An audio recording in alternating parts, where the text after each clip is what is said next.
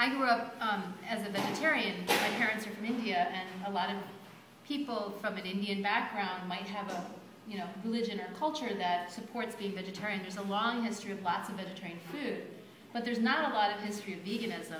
There's still a lot of dairy that's consumed. If you go to, especially Indian restaurants, you'll see cheese-based stuff, milk-based stuff, yogurt-based stuff. So some of the stories that I hear from these guys about how it was in your family turning vegetarian and your mom being upset, I had that going vegan. I mean, they weren't upset with my not eating meat because I never ate meat in the house with them. But they were upset just in going that next little step of cutting out the dairy. And, there was a long time that my mom was like, you're going overboard.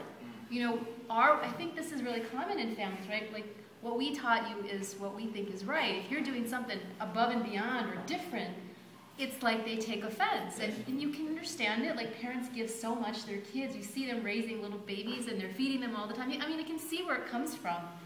But I also had the same experience that over time, my parents became much more supportive. And they're not vegan yet either. They're vegetarian, but they're not vegan yet either. But they're so much more supportive of my being vegan. And they're also, my mom's taking great pride in innovating these ways of cooking traditional Indian food without the yogurt and without the milk and without, other stuff. And she's now, for health reasons, also integrating tofu and other things in there.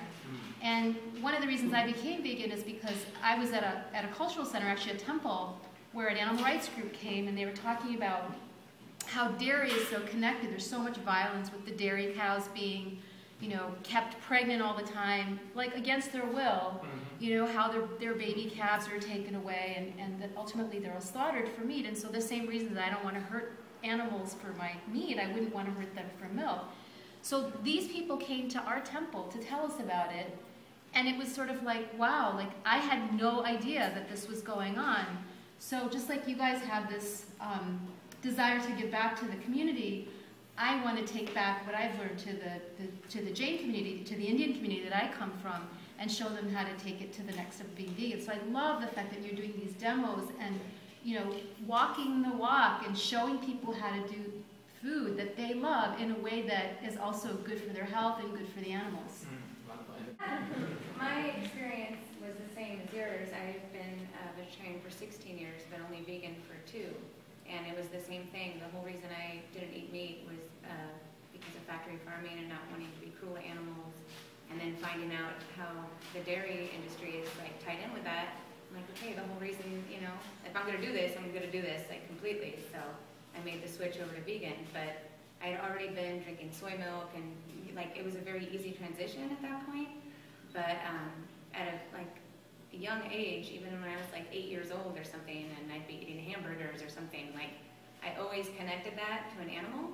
And I remember my mom would always say, "Don't look at it, just eat it." And that says so much about that says so much about how our society is. It's like that's not a living thing. Like don't associate that with a cow. It's not a cow. It's beef. Like it's give it a different name. Like don't think of it as a living being or whatever. But so the way that I was raised was like my dad was from Alabama. It was all about red meat and greens and like lots of meat, and it's always been like you need this. Like don't question it. You need this. And by the time I was old enough to start educating myself and like really like learning about it, I'm like, oh, I don't need this. Like I could survive without eating meat. And at this point, like I'm not deprived of anything. Like everyone looks at me like, oh, you're vegan? Oh, like I'm sorry, you must be, so deprived of all your favorite things.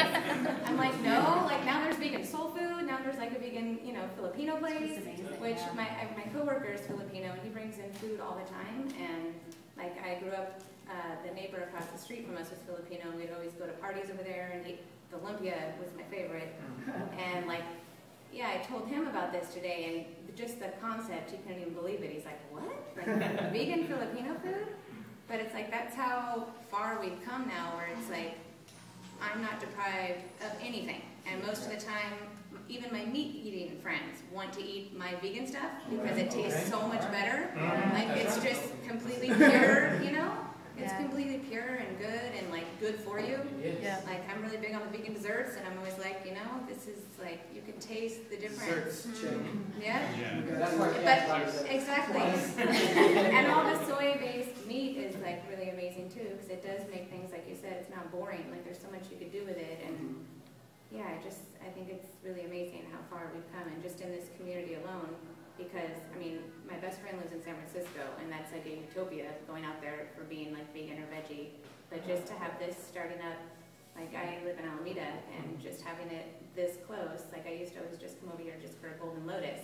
But now it's like there's so many other. Yeah, like you basically pass by solely, and then you pass by, solely vegan. That's like another thing. Like what? Vegan soul food? You know? Yeah. But yeah, I just think it's really amazing.